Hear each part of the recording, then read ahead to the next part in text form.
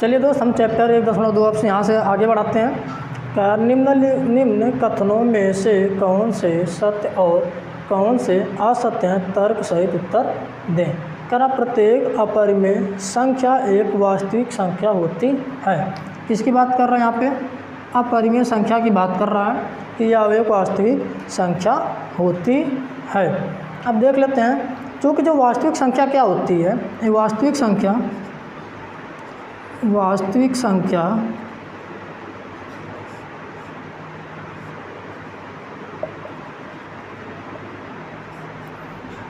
संख्या में क्या होता है, जैसे कि 1 हो गया, 2, 3, 5 हो गया, 9, यानी कि जो आपकी प्राकृतिक संख्या है, ये क्या है?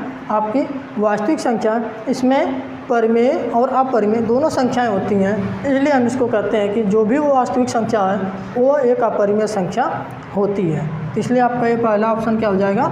सही। अब हम दूसरे ऑप्शन पर आते हैं। कह रहा कि एक संख्या रेखा पर स्थित प्रत्येक, यहाँ पे प्रत्येक बिंदु रूट यम के रूप का होता है, जहाँ यम एक प्राकृतिक संख्या होती है। चलिए हम इसको पहले मिटा देते हैं।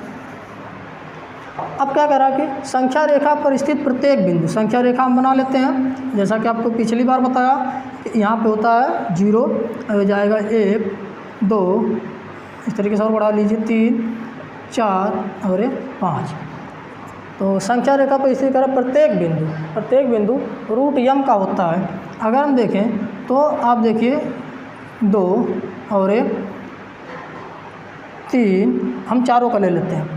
अगर हम यम बराबर ले लें, यम बराबर कर दें 2, तो रूट जब हम m करेंगे तो हो जाएगा √2। तो देखिए 2 का वर्गमूल नहीं निकल सकता है, इसलिए आपका क्या हो जाएगा कथन इसके अकॉर्डिंग ये गलत हो गया।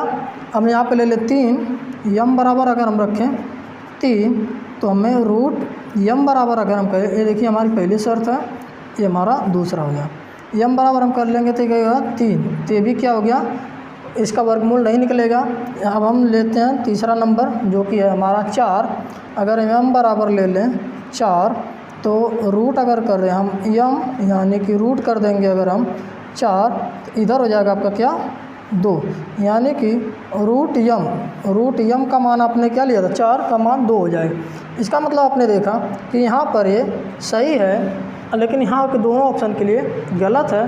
तो इसमें कह रहा है एक संख्या रेखा पर स्थित प्रत्येक बिंदु, ये हो गया जो ये दिया है कि प्रत्येक बिंदु रूट यम का रूप का होता है, ये असत्य है। आपने देखा कि अगर हम 2 ले लेते हैं, 3 लेते हैं तो ये यम के रूप का नहीं होता है, लेकिन 4 लेते हैं तो यम का रूप का हो जाता है, इसलिए ये विकल्प क्या हो गया आपका गलत। हम आते हैं, करा कि प्रत्येक वास्तविक संख्या एक अपरिमेय संख्या होती है। जैसा कि हमने अभी आपको इस वाले सवाल में बताया कि जो वास्तविक संख्याएं होती हैं उसमें परिमेय और अपरिमेय दोनों संख्या मिलकर बनती है। वास्तविक संख्या में परिमेय और अपरिमेय दोनों मिलकर बनती है। इसमें सवाल करा वास्तविक जो संख्या होता है एक अपरिमेय संख्या होती है, तो एक का अपरिमेय संख्या नहीं होती है, एक प्रत्येक की बात कर दिया है। प्रत्येक वास्तविक संख्या एक अपरिमेय संख्या होती है, ये गलत है। यानी ये वास्तविक संख्या अपरिमेय और परिमेय दोनों को मिलकर बनती है, इसलिए सिर्फ अपरिमेय नहीं होगी, ये भी विकल्प आपका गलत होगा। तो आई होप आप समझ गए होंगे। चलिए अब हम आते हैं प्रश्न संख्या 2 पर। देखिए क्या करा, क्या सभी धनात्मक पूर्णांकों के वर्गमूल अपरिमेय? ध्यान दीजिएगा 2 बातों पर कि वर्गमूल अपरिमेय। अब किसकी बात कर रहा है कि धनात्मक पूर्णांक, तो इसकी बात कर रहा है धनात्मक पूर्णांक की। कह रहा कि सभी धनात्मक पूर्णांकों के वर्गमूल, यानी ये जो है इसका वर्गमूल अपरिमेय होते हैं। यदि नहीं तो एक ऐसी संख्या के वर्गमूल का उदाहरण दीजिए जो एक परिमेय संख्या है। तो आइए अब हम देखते हैं पहले ये सही है या गलत है, उसका हम कारण समझते हैं। तो अगर मान लें कि हमें एक धनात्मक पूर्णांक लेना है, ये नंबर लाइन है, ये नंबर लाइन हम खींच लेते हैं। नंबर लाइन पे किसकी बात कर रहा है? धनात्मक संख्याओं का, तो इसलिए हम धनात्मक संख्याएं ही लेंगे। चलिए हम यहाँ पे करते हैं। ये हो गया 0, 1, 2, 3, 4, 5, 6, 7, 8 और 9। हम इन 9 संख्याओं से चेक करेंगे कि ये क्या कह रहा है कि सभी का वर्गमूल अपरिमेय होता है कि नहीं। तो चलिए हम ले लेते हैं। पहला संख्या है 1 का अगर हम वर्गमूल लेंगे तो क्या होगा 1। आप जानते हैं 1 को क्या लिख सकते हैं 1/1, यानी ये क्या हो गया आपका परिमेय, ये हो गया आपका परिमेय। अब हम 2 को ले लेते हैं। 2 का वर्गमूल नहीं निकलेगा, इसलिए हम आपको क्या लिखेंगे, ये 2 रहेगा तो ये क्या हो जाएगा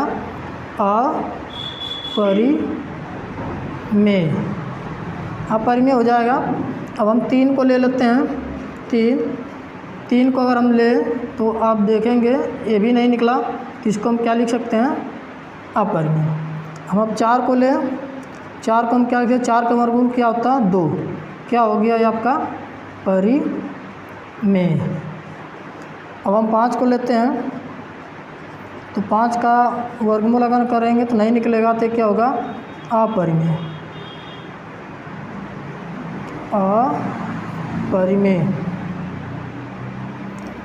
अब हम इसी तरीके से 6 का ले लेते हैं। 6 का लेंगे तो नहीं निकलेगा, तो क्या हो जाएगा अपरिमेय।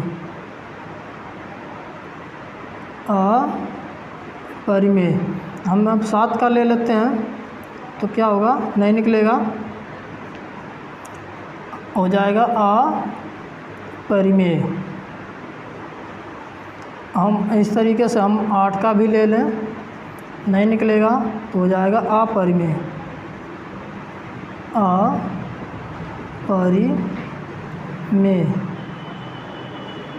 हम 9 का ले लेते हैं तो हो जाएगा 3, जो कि क्या है परिमेय। दोस्तों आपसे क्या पूछा गया था कि सभी धनात्मक पूर्णांकों का वर्गमूल अपरिमेय होते हैं। तो देखिए आपने देखा कि क्या क्या परिमेय है, ये आपका इसके अनुसार गलत है, यानी कि परिमेय संख्या मिला आपको, ये भी परिमेय संख्या मिली और ये परिमेय संख्या मिली, अर्थात हम इसको क्या कहेंगे कि नहीं होते हैं। सभी धनात्मक पूर्णांकों के वर्गमूल अपरिमेय नहीं होते हैं, नहीं।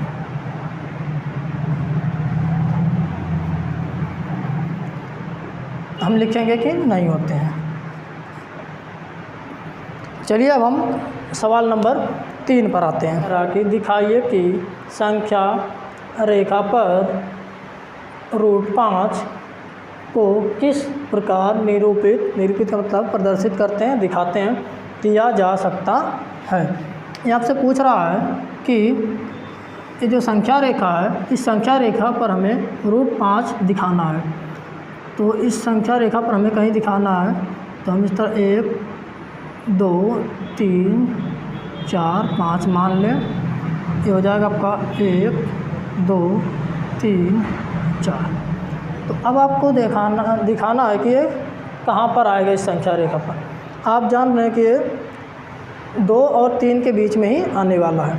तो इसके लिए हम क्या करेंगे, सबसे पहले हम एक यूनिट निकालेंगे, इसका हम नाम रख दें O।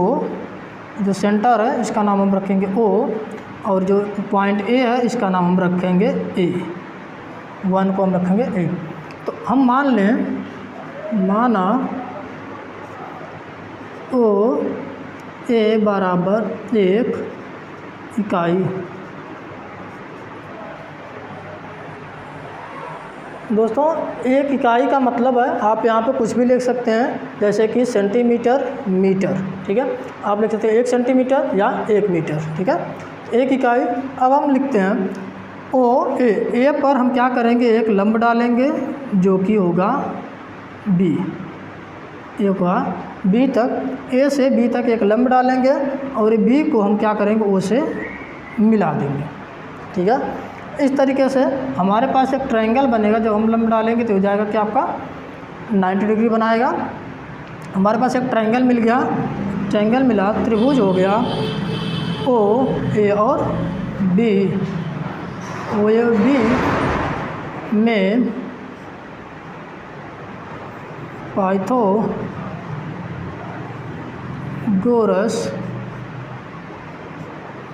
प्रमेय से अब देखते हैं हम, अगर पाइथागोरस प्रमेय से क्या होता है, ओ ए, ये आपका क्या होगा हाइपोटेनियस यानी कि कर्ड होता है, ओ बी आपका क्या हो जाएगा कर्ड, ओ बी का स्क्वायर जो हम करेंगे तो क्या होता है बेस यानी आधार, और आपका होगा परपेंडिकुलर यानी लंब का हम स्क्वायर करेंगे तो इसका मतलब ओ ए का हम स्क्वायर करें, अब प्लस क्या करना आपको ए और बी का स्क्वायर करना। हम देखेंगे ओ ए आपका कितना माना था 1 यूनिट, और ए बी हम जो लंब डालेंगे वो भी दोस्तों 1 यूनिट ही रहेगा, एक। देखते हैं अब ओ ए की जगह आपके पास क्या आ गया 1 स्क्वायर, 1 का स्क्वायर प्लस ए और बी हो जाएगा आपका 1 का स्क्वायर। इस तरीके से हमारा 1 का स्क्वायर करेंगे तो 1 आएगा और प्लस 1 का स्क्वायर करेंगे तो 1 आएगा। इस तरह हम जोड़ेंगे 1 और 1 हो जाएगा 2। अब इधर क्या था आपका, इस तरीके से आप ये कॉमन कर सकते हैं ओ, अब बी का क्या था स्क्वायर, जब हम स्क्वायर को हटाएंगे ओ बी बराबर करेंगे तो ये इधर जाएगा तो √2 यानी कैडी में 2 बन गया।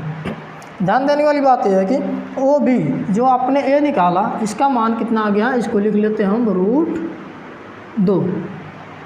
अब आप क्या करेंगे इस बी वाले पॉइंट से फिर आप एक परपेंडिकुलर एक लंब खींचेंगे जो कि आपको हो जाएगा पॉइंट सी तक ले जाएंगे, ये हो जाएगा पॉइंट सी तक हम ले जाएंगे। इसका नाम आप कुछ भी रख सकते हैं अपने अनुसार, तो हम यहाँ पे सी पॉइंट ले लेते हैं, क्रम से रखेंगे, ये हो गया आपका। और ये जो सी वाला पॉइंट है इस वाले सी वाले पॉइंट को लाके हम सेंटर पे मिला देंगे। अब आपके पास क्या हो गया, अब आपके पास जो कर्ड बना वो हो गया ओ और सी। अब आपके पास जो कर्ड बन गया, अब पहले हम ट्रायंगल निकाल लें, त्रिभुज ओ बी और सी में, त्रिभुज ओ बी और सी में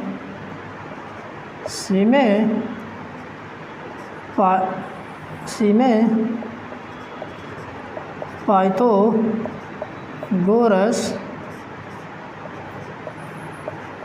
प्रमेय से अब हम देखेंगे इसका कर्ड क्या है ओ सी बराबर का ये वर्ग हो जाएगा, आपका जाएगा ओ और बी का हो जाएगा स्क्वायर, और प्लस ये आपका लंब जो डाला था आपने बी और सी प्लस बी सी का स्क्वायर। तो आप देखिए ओ बी अभी आपने क्या निकाला था, ओ बी का कैडी में 2, तो हम कैडी में 2 का स्क्वायर कर देते हैं, और प्लस बी सी आपने 1 यूनिट लंब डाला था, तो हम इस पर 1 यूनिट कर लेंगे, 1 का स्क्वायर। इधर हो गया 2 का जब स्क्वायर करेंगे 2, और प्लस इधर हो गया 1, तो इधर हो जाएगा आपका कैडी में इधर हो जाएगा आपका 2 और 1 जोड़ेंगे 3, इसको हम कर लेते हैं ओ और सी का स्क्वायर।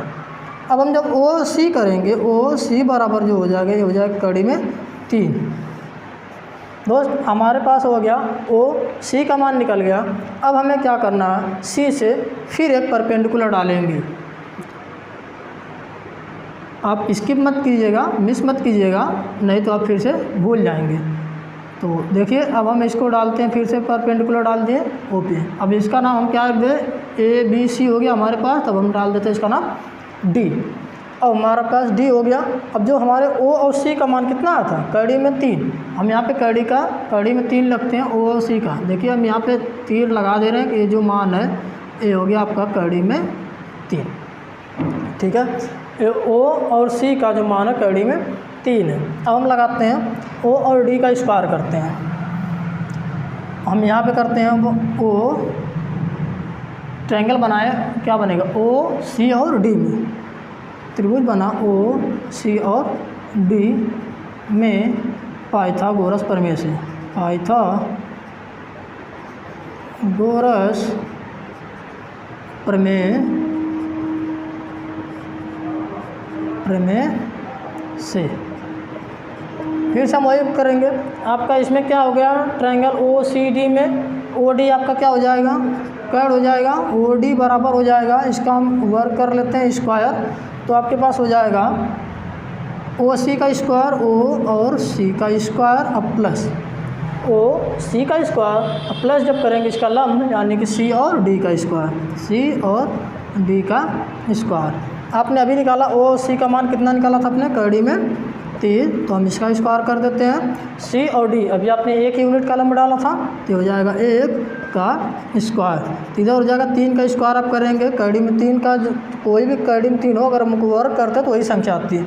कड़ी में 3 का स्क्वायर करेंगे 3 और प्लस 1 हो जाएगा। तो इधर हो गया आपका 4, इधर हो गया आपका 4, और आपको क्या था, ओ डी का स्क्वायर था। जब हम ओ और डी निकालेंगे दोस्तों, तो हो जाएगा कड़ी में 4, तो ओ डी का जो फाइनल आएगा वो हो जाएगा 2, क्योंकि 4 का स्क्वायर क्या हो जाएगा 2। तो अब यहाँ पे आपको क्या आ गया, ओ डी का मान आ गया 4। ये जो ओ डी लाइन है इसको हम लिखते हैं क्या, ये ओ डी लाइन है, इसको मान जो आया हुआ है 4। अब हम इस डी से फिर 1 यूनिट का परपेंडिकुलर डालेंगे। दोस्तों ये आपको क्रम तब तक करते रहना है जब तक कि आपका आ ना जाए।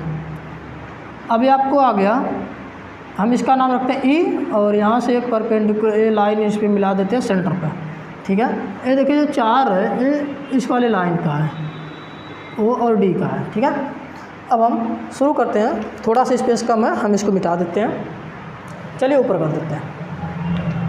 हमारे पास क्या है, अब पहले हम ट्रायंगल बनाते हैं। क्या क्या ट्रायंगल हमारे पास बन रहा है, ट्रायंगल है ओ डी और ई में, ट्रायंगल त्रिभुज ओ डी और ई में पाइथागोरस प्रमेय से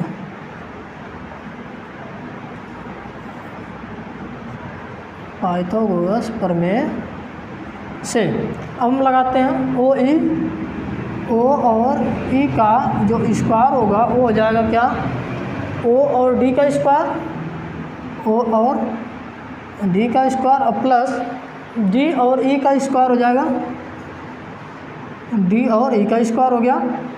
ओ और डी का मान अभी आपने क्या निकाला 2, तो हम 2 का स्क्वायर इधर कर लेते हैं, अब प्लस इधर हम डी एक ही यूनिट का हम लंब डालेंगे, तो ये हो जाएगा आपके पास 4, 2 का स्क्वायर 4 और प्लस इधर हो गया 1, 4 और 1 जोड़ेंगे तो हम 5, और ये होगा ओ ई का स्क्वायर,